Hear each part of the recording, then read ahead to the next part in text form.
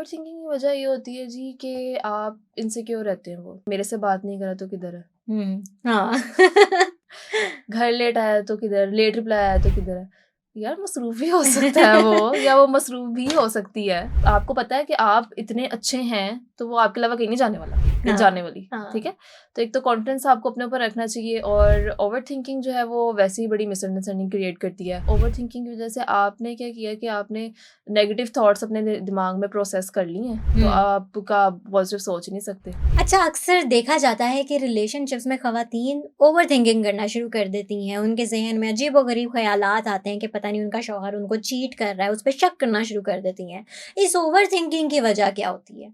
Over thinking की वजह ये होती है जी कि आप इनसिक्योर रहते हैं। वो हुँ, ठीक है, आपके अंदर इनसिक्योरिटी डेवलप हो जाती है कि जी मेरे से बात नहीं करा तो किधर है, हुँ, हाँ। घर लेट आया तो किधर, लेट रिप्लाई आया तो किधर है। यार मसरूफ भी हो सकता है वो, या वो मसरूफ भी हो सकती है।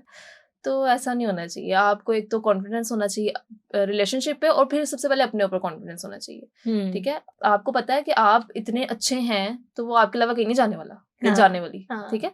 तो एक तो कॉन्फिडेंस आपको अपने ऊपर रखना चाहिए। और ओवर थिंकिंग जो है वो वैसे ही बड़ी मिसअंडरस्टैंडिंग क्रिएट करती है। आपकी जो है इनसिक्योरिटी वो इंक्रीज कर देगी बहुत ज़्यादा। आप जो है हर वक्त इसी टेंशन में, परेशानी में रहेंगे कि यार वो कहीं चला ना जाए, हुँ, या हुँ। कुछ हो ना जाए, ये रिलेशनशिप ना ख़त्म हो जाए। तो होना ऐसा कुछ नहीं है, लेकिन ओवरथिंकिंग की वज़ह से आपकी जो रिलेशनशिप है ना, वो बहुत डिस्टर्ब होता है, बहुत ज़्यादा डिस्टर्ब, राइट। ठीक है। उसके अंदर आपकी जो डेली की कम्युनिकेशन है, वो भी इतना डैमेज होना शुरू होती है, जैसे कि आप बात नहीं करेंगे, ज़्यादातर हुँ, नाराज़ रहेंगे, ठीक है। हुँ, उसमें इंटिमेसी वाली चीज़ें भी आ जाएँगी कि हुँ, दूर-दूर रहना, ठीक है। हुँ, और बस अगले बंदे को गलत ही पोर्ट्रे करते रहना। तो ओवरथिंकिंग की वज़ह से आपने क्या किया कि आपने नेगेटिव थॉट्स अपने दिमाग में प्रोसेस कर लिए हैं, तो हुँ। आपका पॉज़िटिव सोच ही नहीं सकते। ओवरथिंकिंग जो है वो नेगेटिव ही होगी फिर तो। राइट, और आपके रिलेशनशिप को भी इफ़ेक्ट करेगी। आप जो एक अच्छा वक़्त बिल्कुल, साथ गुज़ार बिल्कुल, सकते हैं, वो भी नहीं गुज़ार बिल्कुल पाएँगे। ऐसा ही है। राइट। अच्छा, अमूमन ये भी देखा जाता है कि जो शादीशुदा ख़वातीन होती हैं, सोसाइटी की तरफ से, उनके ससुराल वालों की तरफ से, मदर इन लॉज़ की तरफ से, हुँ। उन पे बहुत प्रेशर होता है कि जब वो एक्सपेक्ट कर रही हों, प्रेग्नेंट हों, तो उनके ऊपर ये प्रेशर बहुत होता है कि तुमने बेटा ही पैदा करना है। आज के दौर में भी हम 2025 में रह रहे हैं, जहाँ पे कहा जाता है कि हम बहुत मॉडर्न हो गए हैं, लेकिन अभी तक इस तरह की मॉडर्नाइज़ेशन नहीं नज़र आती सोसाइटी में। इसकी क्या वजह है? क्यों प्रेशराइज़ किया जाता है?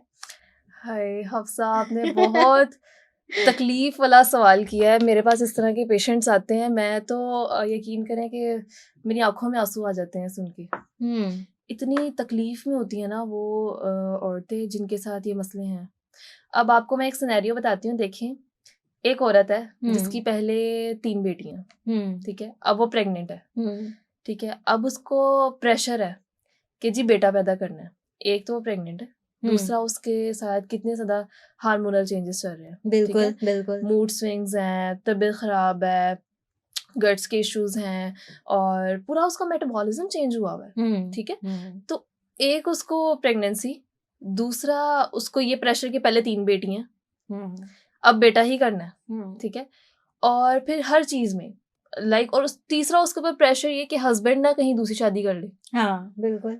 वो दूसरी शादी इस सिलसिले में ना कर ले कि अभी मेरी बेटी होगी तो वो एक और शादी करेगा ताकि बेटा हो। क्योंकि हुँ, एक सोसाइटी में ना जब जिस तरह 3 बेटियाँ हो जाए तो फिर वो लोग कहते हैं कि इसको तो बेटियाँ ही हो रही हैं, अब दूसरी शादी करा दी जाए बिल्कुल, ताकि बिल्कुल। बेटा हो। हाँ। तो देख लें फिर एक औरत पे जब इस तरह के स्ट्रेसर्स हों, इस तरह का प्रेशर हो, तो क्या अच्छा इसमें अब प्रेगनेंसी के दौरान बच्चे पे क्या इफ़ेक्ट्स आएँगे? वो ये कि मैलन्यूट्रिशन हो सकती है। हुँ, माँ जब इतनी टेंशन में रहेगी उसका कुछ खाने-पीने का दिल नहीं करेगा। बिल्कुल, हमें बिल्कुल। थोड़ी बहुत टेंशन होती है, हमारा नहीं दिल करता। एक तो उसको वैसे ही मूड स्विंग्स हैं, एक उसको वैसे ही जो वॉमिटिंग और नौज़िया वाली फीलिंग आती है बहुत ज़्यादा हुँ, प्रेगनेंसी में, उसके ऊपर उसका कुछ भी खाने का दिल ना करे।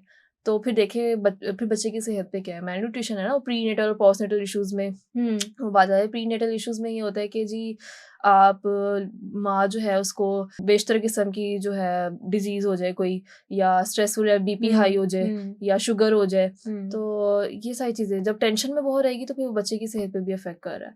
और फिर प्रेशर इस तरह का कि उसकी मेंटल हेल्थ तो आप समझें कि ख़राब है, कि मियाँ ना दूसरी शादी कर ले, या सास भी जो है वो फिर हर छोटी-छोटी चीज़ में, घर के आम काम है तो उसमें भी वो जो है ना रियलाइज़ कराएगी या मिसालें दे-दे के बताएगी। और हुँ, फिर और इसमें स्ट्रेसेस इस तरह के आ जाएँगे कि आप किसी का बेटा होते हुए देख लें, तो उसमें भी सास भी मिसालें देगी कि उसका बेटा है, उसका बेटा है। तो ये बड़ी, मेरे ख्याल से तो ये बहुत ही सेंसिटिव टॉपिक है और बहुत जो है ना तकलीफ दे बात है। राइट।